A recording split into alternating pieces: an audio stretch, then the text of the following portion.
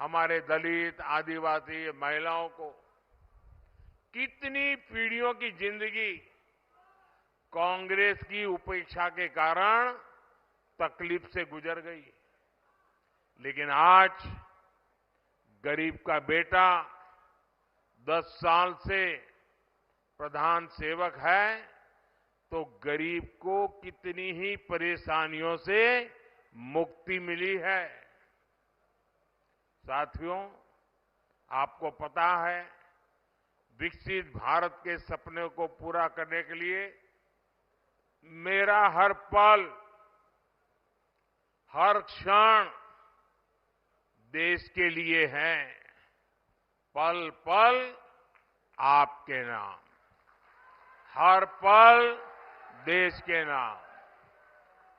और इसलिए मैं तो कहता हूं 24/7 फॉर 2047। साथियों, जो लोग हमारा घोर विरोध करते हैं, ये परिवारवाद और भ्रष्टाचार के दलदल में डूबी कांग्रेस जनता की मजबूरियों में मुनाफा खोजती है। राजस्थान में पानी के संकट को बड़ा बनाने वाली कांग्रेस ही है। केंद्र सरकार ने हर घर पानी पहुंचाने के लिए जल जीवन मिशन शुरू किया, उसमें भी कांग्रेस ने भ्रष्टाचार किया। आज हमारे प्रयासों से करौली, धौलपुर के 1.5 लाख घरों में पानी पहुंचा है। और अभी भजनलाल जी बड़ा विस्तार से वर्णन कर रहे थे, जिस ईआरसीपी प्रोजेक्ट को कांग्रेस सरकार ने वर्षों से लटकाया था, उसे भी भजनलाल जी की सरकार ने 100 दिन के भीतर ही पास करवा दिया। और इसका बड़ा लाभ करौली, धौलपुर को मिलेगा। हरियाणा के साथ हुए समझौते से राजस्थान ने कई जिलों तक पानी पहुंचेगा।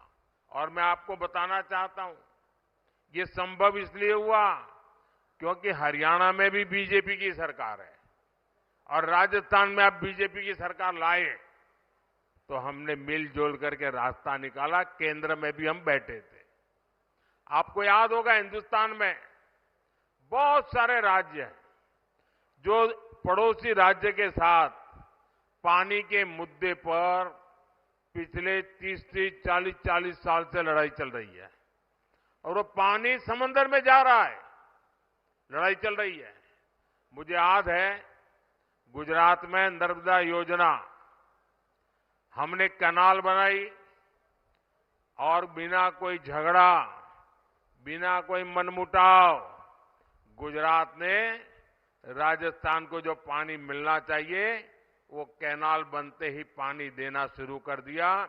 और गुजरात से सटे हुए जो जिले हैं वहां पानी पहुंच गया।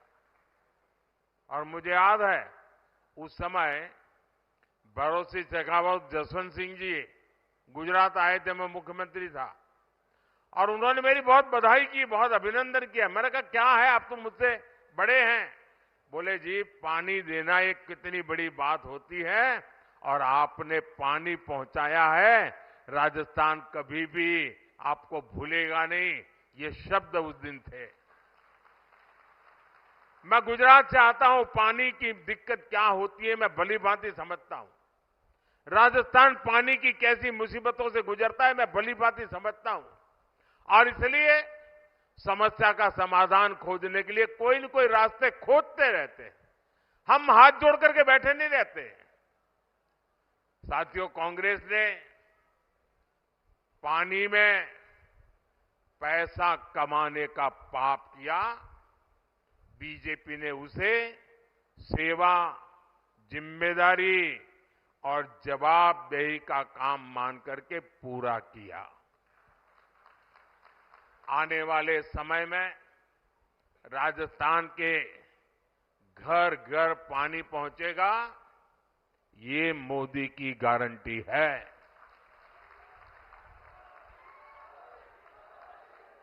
आपके सपने ही मेरा संकल्प है। साथियों, आप लोग मुझे भली भांति जानते हैं। इतने साल हो गए, मेरी जिंदगी को भी करीबी से जानते हैं। आपने मैं कैसे काम कर रहा हूं सब देखा है। आप सब ये जानते हैं कि मोदी आराम करने के लिए पैदा नहीं हुआ है। न ही मोदी मौज करने के लिए पैदा हुआ है। मोदी मेहनत करता है, क्योंकि मोदी के लक्ष्य बहुत बड़े हैं।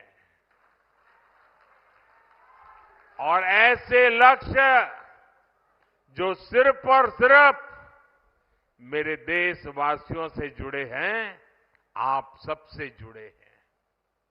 ऐसे लक्ष्य जो आपके बच्चों से, देश के युवाओं से जुड़े हैं। जबकि साथियों, कांग्रेस ऐसी पार्टी है जिसने युवाओं की नौकरी में भी लूट के मौके तलाशे हैं। यहां कांग्रेस सरकार के संरक्षण में पेपर लीक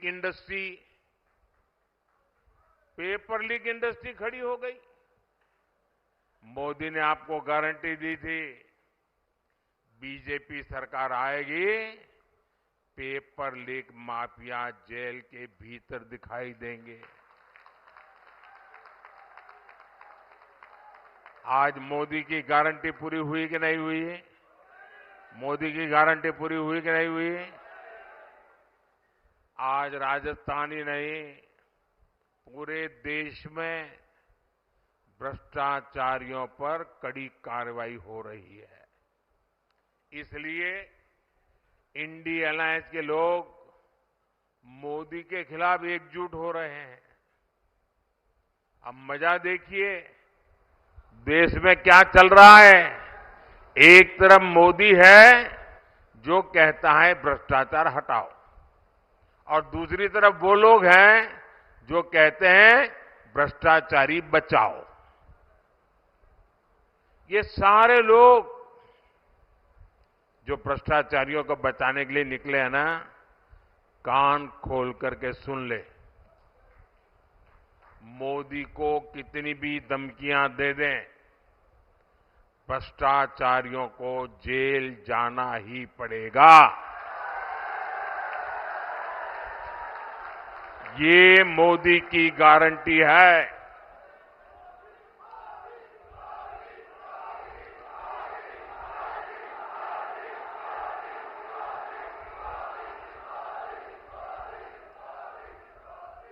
साथियों, 60 साल सत्ता संभालने वाली कांग्रेस के पापों की लिस्ट काफी लंबी है।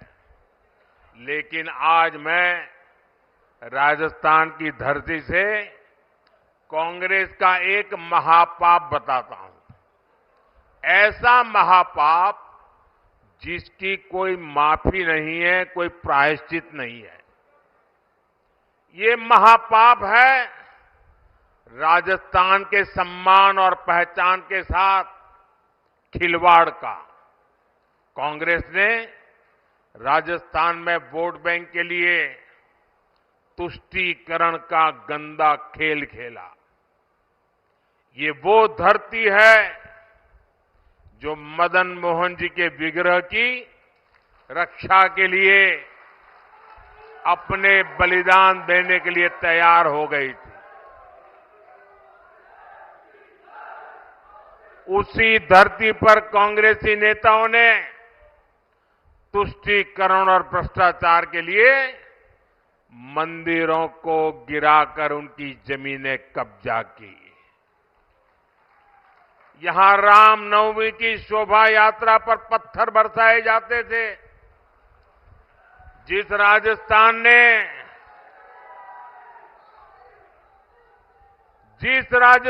ने धौलपुर ने अयोध्या में 500 साल के इंतजार के बाद बन रहे भव्य राम मंदिर के लिए पत्थर भेजे।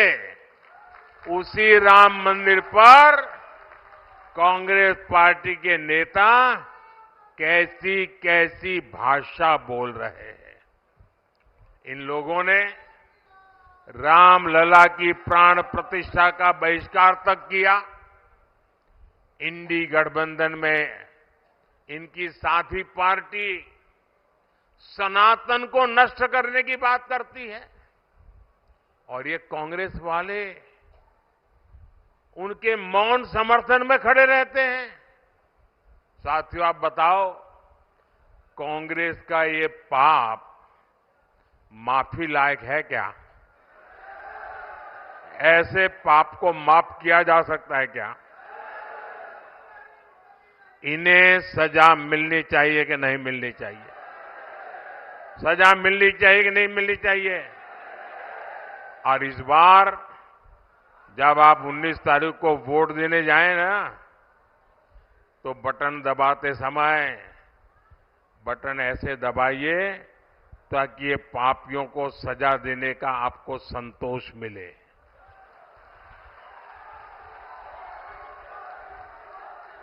साथियों, आप कांग्रेस नेताओं के बयानों से इनके मंसूबों का अंदाज लगा सकते हैं। कांग्रेस के शहजादे विदेश में कहते हैं कि भारत कोई राष्ट्र नहीं है। देश सर्जिकल स्ट्राइक करता है तो ये सेना से सबूत मांगते हैं। सेना के शौर्य को कांग्रेस के शहजादे खून की दलाली बोलते हैं। टुकड़े टुकड़े गैंग के पीछे सबसे पहले कांग्रेस खड़ी हो जाती है। कर्नाटका से कांग्रेस सांसद दक्षिण भारत को तोड़कर अलग करने की बात कर रहे हैं और अब तो कांग्रेस के राष्ट्रीय अध्यक्ष तक खुलेआम देश की एकता के सामने सवालिया निशान खड़ा कर रहे हैं। ऐसी भाषा बोल रहे हैं। ये विदेश की धरती पर जाकर कश्मीर का राग आलापते हैं, लेकिन जब मैं राजस्थान में कश्मीर की बात करता हूं तो ये पूछते हैं, अगर कश्मीर से 370 हट गया तो राजस्थान का क्या वास्ता? ये कांग्रेस अध्यक्ष ने यहां आकर के बोला कि भाई कश्मीर तो दूर है, वहां से 370 हट गया तो इसमें राजस्थान का क्या वास्ता? मैं जरा कांग्रेस पार्टी को बताना चाहता हूं, जरा कान खोल करके सुन लो और आपके नेताओं को भी जरा भेज देना मेरा वीडियो।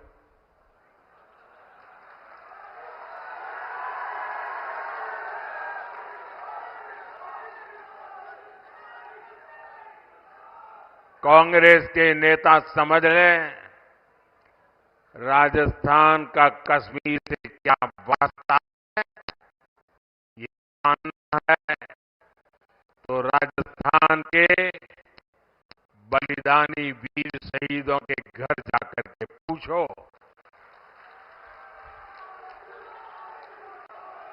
उनके गांव की मिट्टी बताएगी कि राजस्थान का कश्मीर से क्या वास्ता है। कश्मीर की धरती पर मेरे राजस्थान के अनेक वीर संतानों ने बलिदान दिए हैं और आप मुझे पूछते हो कि क्या वास्ता है? इस मिट्टी के शहीदों की समाधियां तुम्हें बताएगी राजस्थान का कश्मीर से क्या रिश्ता है। सत्ता से दूर होकर इनकी सोच इतनी संकुचित हो गई है कि ये लोग राणा प्रताप की धरती से पूछते हैं कि कश्मीर का बाकी देश से क्या लेना देना। आप कल्पना करिए, जब विपक्ष में रहकर इसकी सोच ऐसी है तो ये सत्ता में देश की अखंडता और एकता के साथ क्या क्या खिलवाड़ कर सकते हैं। ये यही कांग्रेस है जिसने भारत का एक द्वीप तमिलनाडु के पास कच्चा द्वीपो एक टापू श्रीलंका को दे दिया था। इस देश विरोधी कुकृत्य को कांग्रेस बेशर्मी से जायज ठहरा रही है। कल ही कांग्रेस के एक बड़े नेता ने कहा है, कच्चा द्वीप जो द्वीप है, कच्चा द्वीपू वो टापू है, क्या वहां कोई रहता है क्या? रहता नहीं तो क्या दे दे नहीं है क्या? फिर तो ये रेगिस्तान को तुम क्या कहोगे कल? यही कहोगे कोई रहता है क्या? क्या कोई देश की सेवा ऐसे होती है क्या? ये तरीका है क्या? ये है इनकी मानसिकता। इनके लिए देश का खाली हिस्सा सिर्फ जमीन का एक टुकड़ा है। कल ये कांग्रेसी राजस्थान जैसे सीमावर्ती राज्य की खाली जमीन यही कहकर किसी भी देश को दे सकते हैं। कांग्रेस का सिर्फ इतिहास ही खतरनाक नहीं है, बल्कि कांग्रेस के इरादे भी खतरनाक है। साथियों, करौली और धौलपुर में 19 अप्रैल को मतदान है। बीजेपी ने बहन इंदुमती जाटव जी को अपना प्रत्याशी बनाया है। इंदुमती जी के पास अपनी पार्टी के कामों की पहचान है।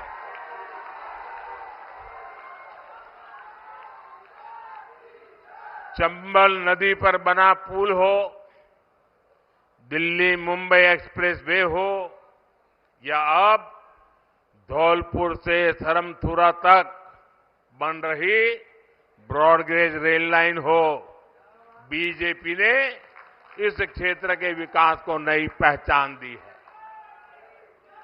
इंदुमती जी करौली धौलपुर में विकास को और तेजी से आगे बढ़ाने के लिए आपकी प्रतिनिधि का काम करेगी और इसके लिए आपको 19 अप्रैल को गर्मी कितनी क्यों न हो, पहले मतदान फिर जलपान।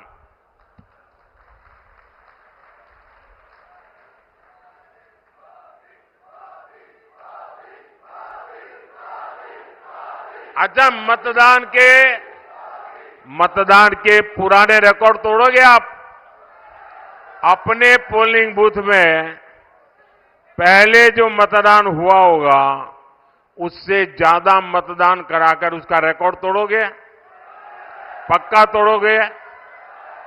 मैं आपको एक चैलेंज देता हूं, दे दूं? आपको एक चैलेंज देता हूं, दे दूं? क्या हम सभी पोलिंग बूथ जीत सकते हैं? सभी पोलिंग बूथ जीत सकते हैं? हमें सब पोलिंग बूथ जीतने के लिए काम करना है। अभी एक सप्ताह हमारे पास है, पोलिंग बूथ जीतने के लिए पूरी ताकत लगाइए। करेंगे? पक्का करेंगे? अच्छा, मेरा एक काम करेंगे। क्यों ठंडे पड़ गए? चुनाव के लिए तो सब करोगे, इंदू जी के लिए सब करोगे, लेकिन मोदी जी के लिए कुछ नहीं करोगे? अच्छा, मेरा काम करोगे, लेकिन ये चुनाव वाला काम नहीं है। करोगे? पक्का? देखिए, आप आने वाले दिनों में घर घर जाना और जाकर के बताना कि अपने मोदी जी आए थे, उन्होंने आपको प्रणाम भेजा है। हर घर मेरा प्रणाम पहुंचेगा, याद रख करके पहुंचाओगे? पक्का? मेरे साथ बोलिए, भारत माता की, भारत माता की, भारत माता की। बहुत बहुत धन्यवाद।